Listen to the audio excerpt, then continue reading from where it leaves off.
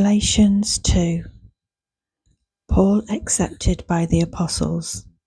Then, after 14 years, I went up again to Jerusalem, this time with Barnabas. I took Titus along also.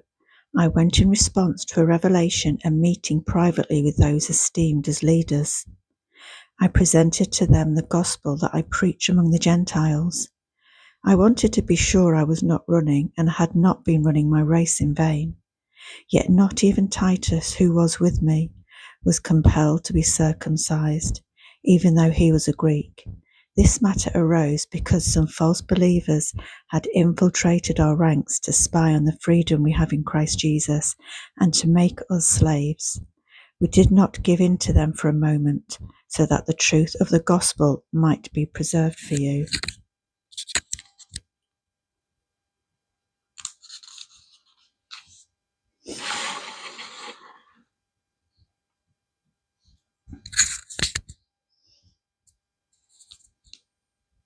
As for those who are held in high esteem, whatever they were makes no difference to me.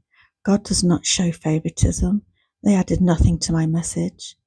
On the contrary, they recognized that I had been entrusted with the task of preaching the gospel to the uncircumcised, just as Peter had been to the circumcised.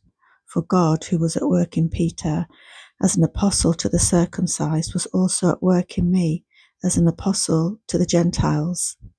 James, Cephas, and John, those esteemed as pillars, gave me and Barnabas the right hand of fellowship when they recognized the grace given to me.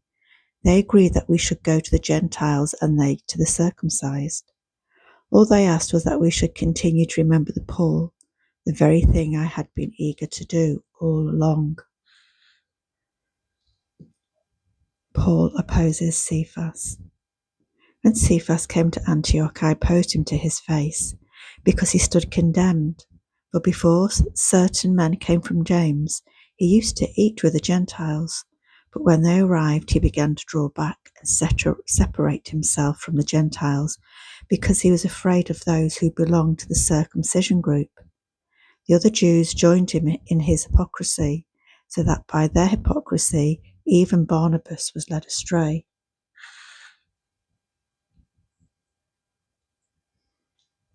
When I saw that they were not acting in line with the truth of the gospel, I said to Cephas in front of all of them, "You are a Jew, yet you live like a Gentile and not like a Jew.